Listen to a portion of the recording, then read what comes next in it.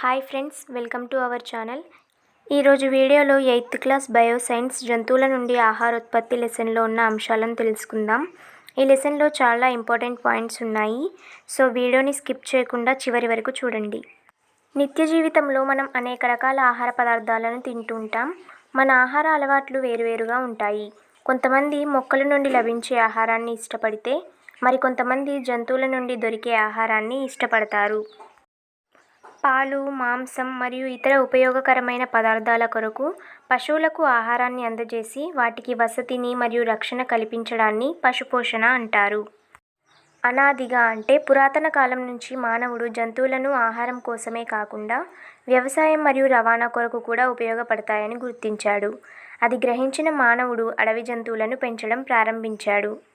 జంతువులను ఎప్పటి నుంచి పెంచడం ప్రారంభించారో పట్టిక రూపంలో ఇవ్వడం జరిగింది. ఒకసారి దీనిని పరిశీలించండి. మనం సాధారణంగా మనకు ఉపయోగపడే జంతువులను మాత్రమే పెంచుతాం. గేదెలను, ఆవులను పాల కొరకు పెంచుతాం. కోడి, గొర్రె, మేకలను మాంసం కోసం, ఎద్దులు, దున్నపోతులు, గుర్రం మరియు గాడిదలను వ్యవసాయం మరియు రవాణా కొరకు పెంచుతుంటాం. జంతువుల పెంపకంలో ఆహార ఉత్పత్తి ప్రధాన ఉద్దేశ్యంగా ఉంటుంది. మన దేశంలో పశుపోషణ వ్యవసాయంలో అంతర్భాగంగా ఉంది. పశుపోషణ మరియు వ్యవసాయం రెండూ పరస్పరం సంబంధం కలిగిన అంశాలుగా ఉంటాయి. సాధారణంగా గ్రామంలో పశువుల పెంపకానికి ఒక వ్యక్తిని నియమిస్తారు. గ్రామస్తులు అతనికి జీతం ఇస్తారు. ప్రస్తుతం ఈ అలవాటు గ్రామాల్లో కనుమరుగవుతుంది. రైతులు కొంతమంది పశువులను పొలాలకు తోలుకొని వెళ్లకుండా పాకలలో ఉంచి పశుగ్రాసాన్ని అంటే గడ్డిని అందచేస్తారు. ఈ పాకలలో ఎద్దులను, ఆవులను మరియు గేదెలను కూడా పెంచుతుంటారు. మన దేశంలో ఎక్కువ మంది రైతులు 1 హెక్టార్ కంటే తక్కువ భూమిలోనే వ్యవసాయం చేస్తున్నారు. యాంత్రిక పద్ధతులు అమల్లో ఉన్నప్పటికీ నేటికీ చాలామంది రైతులు పొలం పనులలో ఎద్దులనే ఉపయోగిస్తున్నారు. గొర్రెలు మరియు మేకల పెంపకం కూడా వ్యవసాయానికి సంబంధించినదే. వ్యవసాయమే కాకుండా పశువుల పెంపకం, గొర్రెల పెంపకం రైతులకు లాభదాయకము. పంట కోసిన తర్వాత పశువుల పెంపకందారులు పొలాల్లో కంచెలు వేసి గొర్రెలు మరియు మేకలను అందులో ఉంచుతారు. పశువుల మూత్రం, పేడ వంటి వ్యర్థ పదార్థాలను పశువుల పాక అంటే షెడ్ నుంచి దూరంగా పారేయాలి. లేకపోతే పురుగులు మరియు కీటకాలైనటువంటి పేలు, గోమార్లు మొదలైనవి పశువుల శరీరంపై పెరిగే అవకాశం ఉంది. ఆవులు మరియు గేదెలు వంటి పశువులలో గాలికుంటు వంటి వ్యాధులు సర్వసాధారణంగా ప్రబలుతుంటాయి. నట్టలు అంటే ఏలికపాముల వ్యాధితో మేకలు మరియు గొర్రెలు బాధపడుతుంటాయి. కొన్ని పరాన్నజీవులు పశువుల కాలేయం మరియు పేగులను నాశనం చేస్తాయి. బ్యాక్టీరియా మరియు వైరస్ల వల్ల వచ్చే వ్యాధితో పాల ఉత్పత్తి తగ్గిపోతుంది. వర్షాకాలంలో పశువులు దోమకాటుతో బాధపడుతుంటాయి. దోమతెరలను ఉపయోగించి దోమకాటును నివారించవచ్చు. పశువైద్యులు పశువులకు వచ్చే వ్యాధులను నయం చేస్తుంటారు. వ్యాధులు రాకుండా తీసుకోవాల్సిన జాగ్రత్తలను గురించి పెంపకందారులకు వివరిస్తారు. మన ప్రభుత్వం పాల ఉత్పత్తిని కూడా ఒక పరిశ్రమగా గుర్తించింది. ఆవులు మరియు గేదెల నుండి మనకు ఎక్కువగా పాలు లభిస్తాయి.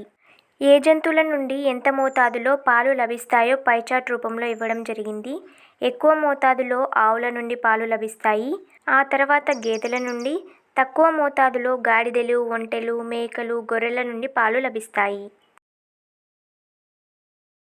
దేశీయ జాతులు 2 నుండి 5 లీటర్ల పాలు ప్రతిరోజు ఇస్తాయి. మన రాష్ట్రంలోని అన్ని జిల్లాల్లో ముర్రా జాతి పశువులను ఎక్కువగా పెంచుతున్నారు. ఇవి ప్రతిరోజు 8 లీటర్ల పైగా పాలనిస్తాయి. మన దేశంలో హర్యానా, జాఫ్రాబాడీ, నాగపురి జాతికి చెందిన ఆవులు ఎక్కువ పాలనిచ్చే జాతులు. జెర్సీ ఆవు ఇంగ్లాండ్కు చెందినది మరియు హాల్స్టీన్ డెన్మార్క్కు చెందిన వంటి విదేశీ జాతులు కూడా పెంచుతున్నారు. ఈ జాతులు ప్రతిరోజు 25 లీటర్ల పాలనిస్తాయి. విదేశీ జాతులను మన దేశీయ జాతులతో సంకరం చేసి ఎక్కువ పాలనిచ్చే సంకర జాతులను ఉత్పత్తి చేస్తున్నారు. ఇలాంటి జాతులు రోజుకు 8 నుండి 20 లీటర్ల పాలనిస్తాయి.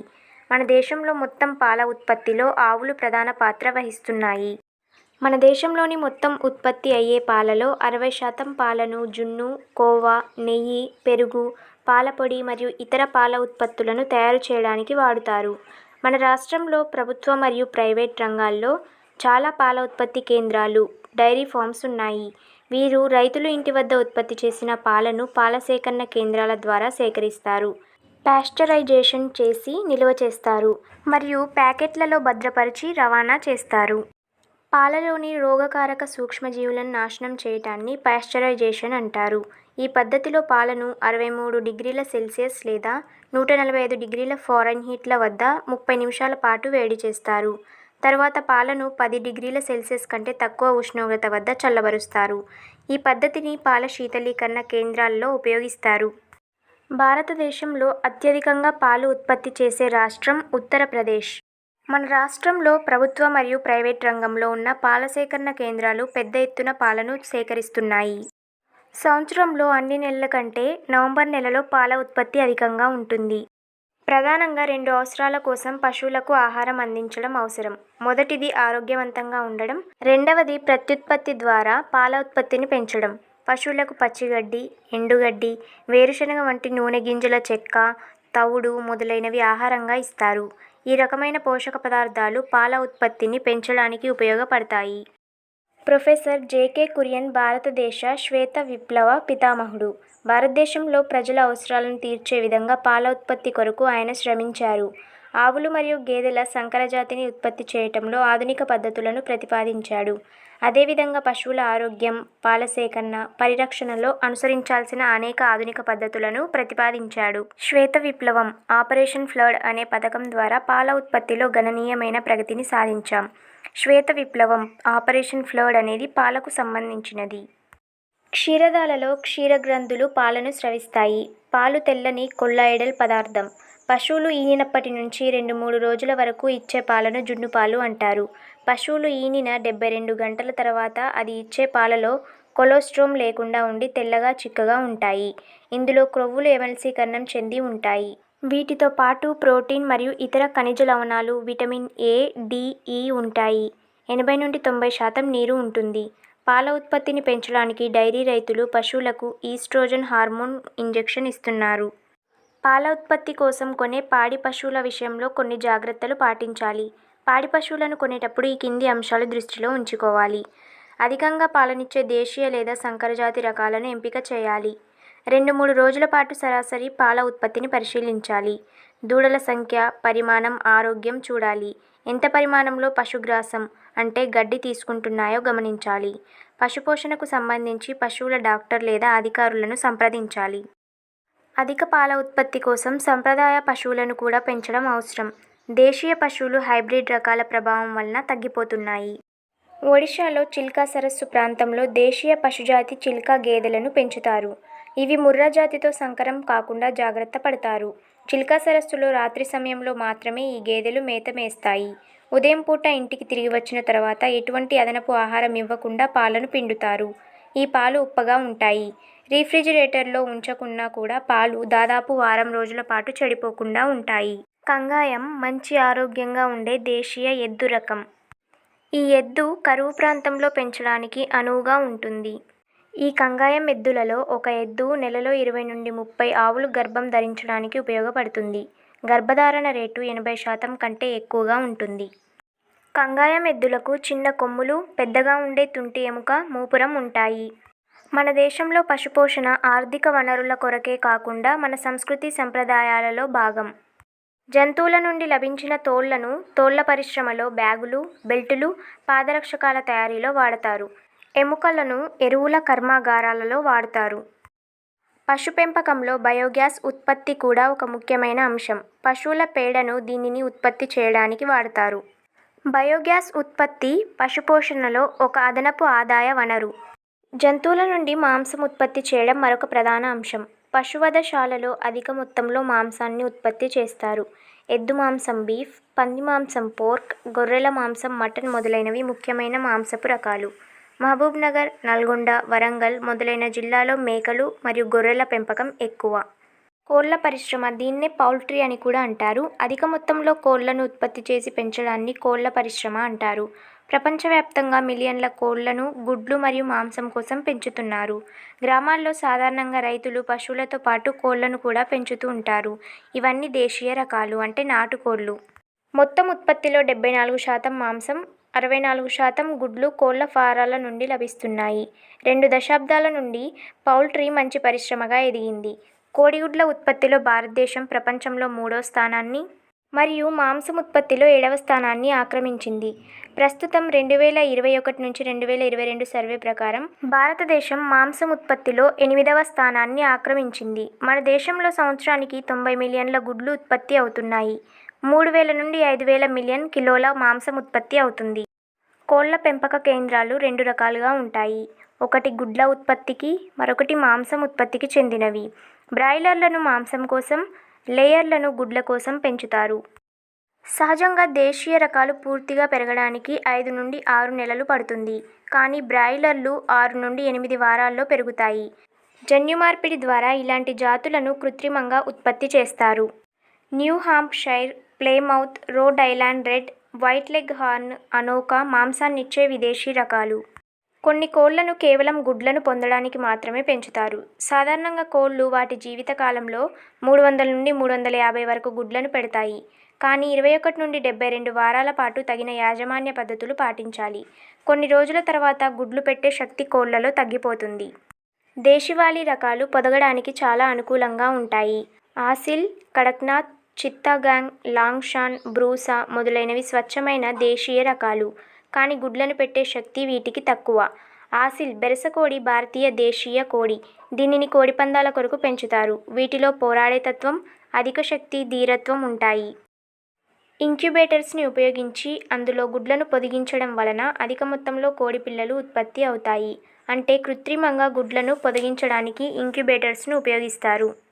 గ్రామాలలో పొదిగే కాలం రాగానే గంపలో గడ్డి పరిచి దానిమీద గుడ్లు ఉంచితే కోళ్లు గుడ్లపై కూర్చొని గుడ్లను పొదుగుతాయి.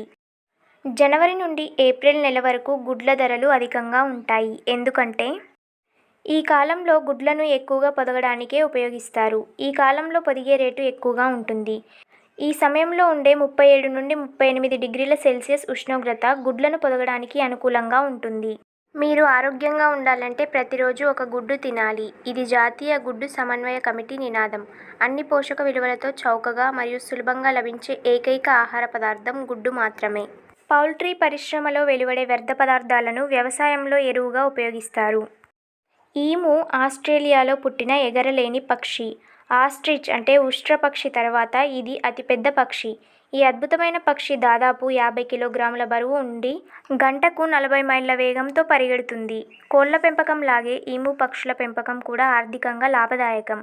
ఆదిలాబాద్, మెదక్, నల్గొండ జిల్లాల్లో ఈ పక్షుల పెంపకం ఎక్కువ.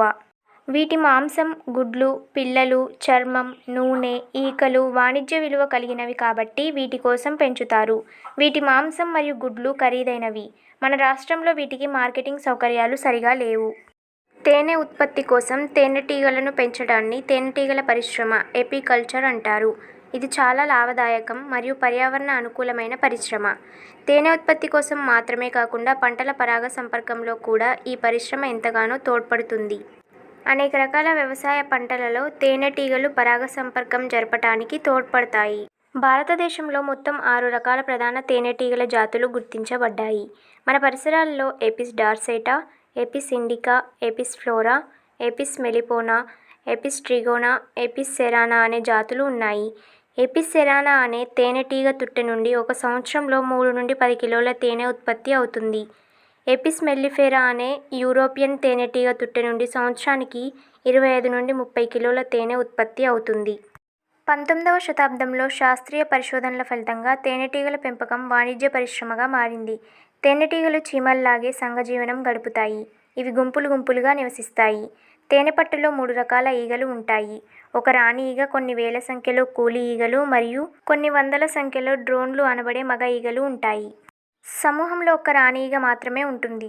రాణి ఈగ ప్రధాన బాధ్యత గుడ్లు పెట్టడం మాత్రమే. రాణి ఈగ జీవితకాలం 2 నుంచి 3 సంవత్సరాల వరకు ఉంటుంది. కూలీ ఈగల జీవితకాలం 5 నుండి 6 వారాలు. డ్రోన్ల జీవితకాలం 57 రోజులు మాత్రమే ఉంటుంది.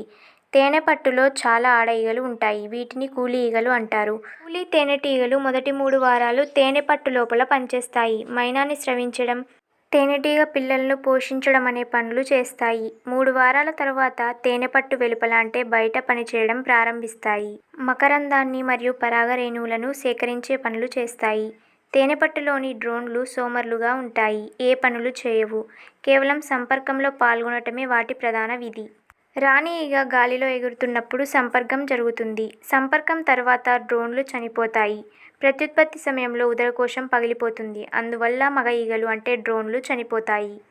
మకరందం, పరాగరేణువులు కలిగిన మొక్కలు తేనెటీగలకు చాలా ఇష్టం. కాబట్టి వీటిని తేనె వృక్షజాతులు అంటారు. వన్యజాతి మొక్కలు, సాగు చేసే మొక్కల్లో మకరందం లభిస్తుంది. నిమ్మ, యాపిల్, జామ, చింత వంటి వృక్షాలు, ఆవాలు, నువ్వులు, గోధుమ, ప్రత్తి, పొద్దుతిరుగుడు వంటి పంటలు, చిక్కుడు, బెండకాయ, వంకాయ వంటి కూరగాయల మొక్కలు, తుమ్మ, వేప, మద్ది వంటి కలపనిచ్చే చెట్లు, పొదలు, అలంకరణ పూల మొక్కల నుండి మకరందం లభిస్తుంది. కరువులో ఒక్కొక్కసారి ఒక సమూహంలోని తేనెటీగలు మరొక సమూహంలోని మకరందాన్ని దొంగిలిస్తాయి.